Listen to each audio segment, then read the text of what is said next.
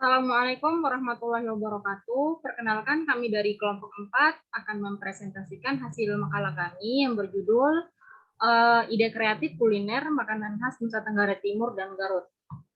Sebelumnya, izinkan saya memperkenalkan anggota kelompok kami. Yang pertama, ada saya sendiri, Nur Hidayati dari Universitas Muhammadiyah Kupang. Kemudian ada Rizky Maengsari dari Universitas Muhammadiyah Bengkulu. Lalu ada Risma Rosmayanti dari Institut Pendidikan Indonesia. Baiklah, yang pertama untuk latar belakang, bisnis makanan kuliner merupakan salah satu bisnis yang adawasa ini berkembang pesat, juga memiliki potensi berkembang yang cukup besar. Sudah banyak pelaku usaha yang meraup untung dari usaha kuliner. Salah satunya itu dari makanan khas. Makanan khas merupakan salah satu karya budaya masyarakat, dan semua manusia memerlukan makanan untuk bertahan hidup. Siapapun dia, dari manapun asalnya, berapapun umurnya, dan dalam keadaan sehat ataupun sakit. Oleh karena itu, makanan merupakan kebutuhan pokok yang harus dipenuhi. Dan pada dasarnya, makanan itu dipengaruhi oleh ketersediaan bahan mentah dari alam sekitar, sehingga setiap daerah memiliki ciri khas makanannya masing-masing. Misalnya makanan di daerah pegunungan dengan di daerah pesisir pantai. Kami akan membahas makanan khas dari Nusa Tenggara Timur.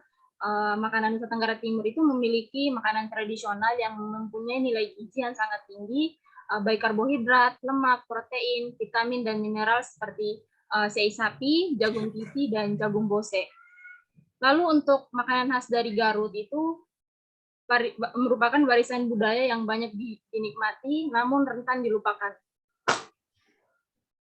Apalagi dengan menjamurnya makanan-makanan ringan di luar negeri itu yang sangat disukai masyarakat modern kini. Makanan khas Garut itu terdiri dari beberapa jenis, yaitu ada dodol, surabi, burayot, dan lain-lain. Lalu untuk rumusan masalahnya itu, yang pertama, apa saja produk kreativitasnya, yang kedua bagaimana sistem usaha kuliner yang akan diterapkan, kemudian apa keunikan produk, lalu siapa pihak-pihak partnership-nya. Dan tujuannya untuk mengetahui apa saja produk inovasinya dan mengetahui bagaimana sistem yang akan diterapkan, juga mengetahui keunikan dari produknya serta mengetahui mitra kerjasamanya. Lalu yang terakhir ada manfaat. Yang pertama itu untuk memberikan pengetahuan baru tentang usaha dan ide-ide kuliner. Yang kedua, memberikan pengalaman dan penghasilan baru bagi mitra, terutama ibu rumah tangga dan para pelajar. Lalu selanjutnya akan dijelaskan oleh Kak Rizky. Dipersilakan.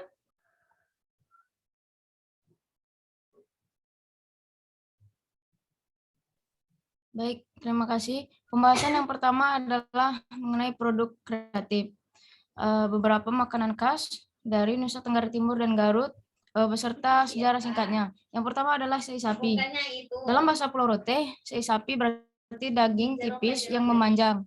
Berawal dari nama ini, sei memang daging yang dipotong memanjang sebelum dilakukan proses pengasapan. Pada awalnya Pulau Rote, sei menggunakan bahan daging buruan seperti rusa maupun babi hutan. Namun diiringi dengan perkembangan zaman pada masa kini bisa disesuaikan dengan daging sapi.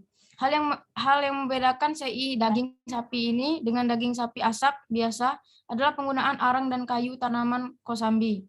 Pengasapan menggunakan kosambi akan memberikan aroma dan sensasi berbeda jika dibandingkan dengan sapi asap biasa.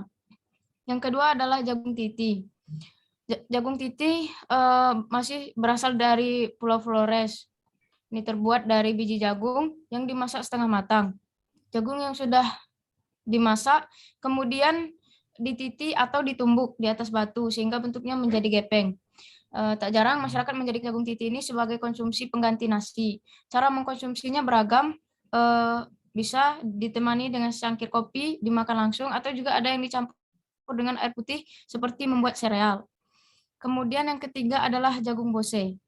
Sebuah olahan jagung berupa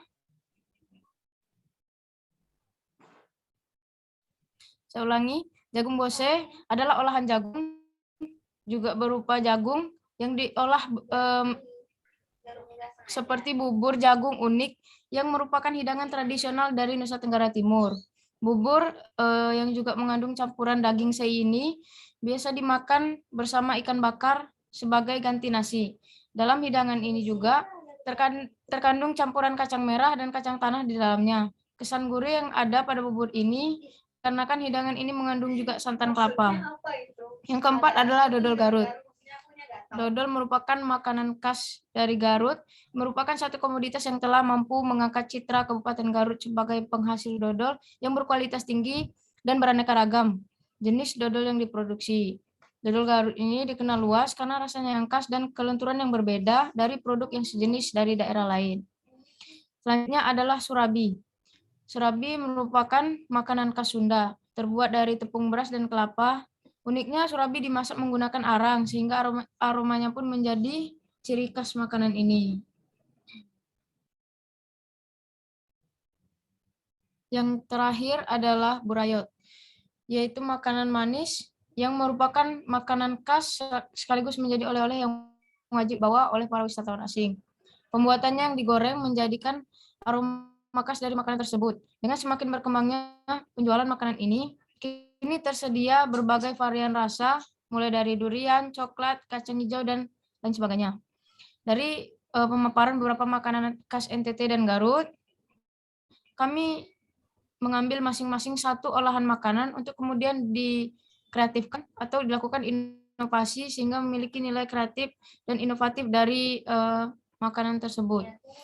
Yang pertama, kami mengambil jagung titi dari NTT yang sebelumnya biji jagung yang mentah kemudian dititi atau ditumbuk di atas batu sehingga bentuknya menjadi gepeng. Lalu kemudian dijemur dan dikeringkan serta digoreng untuk bisa dikonsumsi.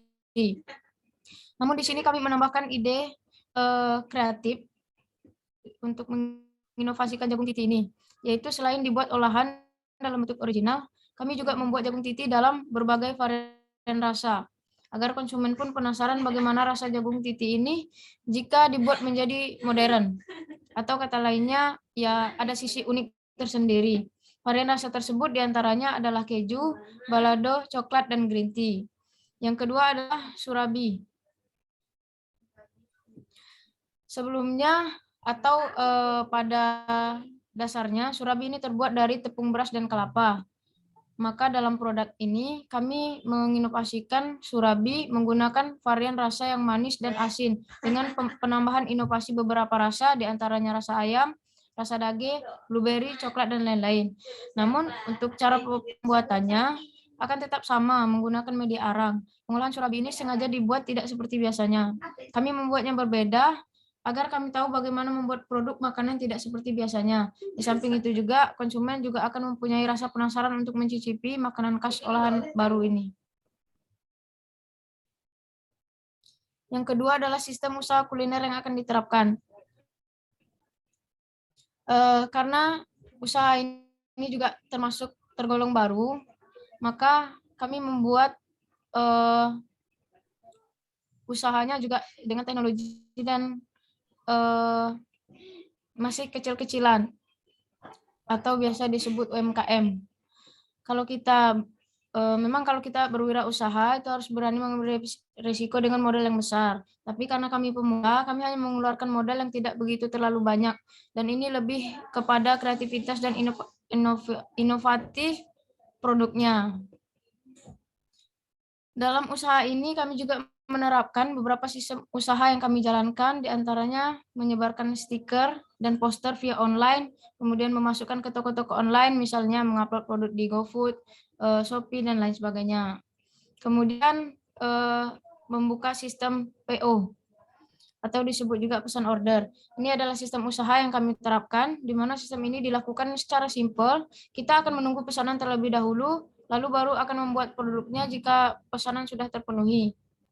Kemudian juga kami melakukan sistem COD dan juga pembuatan website. Boleh di next. Selanjutnya adalah keunikan produk. Ini berkaitan dengan keunikan dan inovasi produk. Yang pertama tadi makanan khas dari NTT, di mana NTT dan Garut, di mana kedua produk tersebut sudah masuk ke dalam makanan tradisional daerah masing-masingnya. Namun kali ini kami membuat hal yang baru dari kedua produk itu. Yang pertama adalah jagung titi, yang pada awal mulanya rasanya tidak manis dan tidak pula asin. Namun rasanya itu tawar. Nah, kali ini kami mencoba membuat varian yang berbeda dengan membuat rasa yang manis dan asin pula. Yang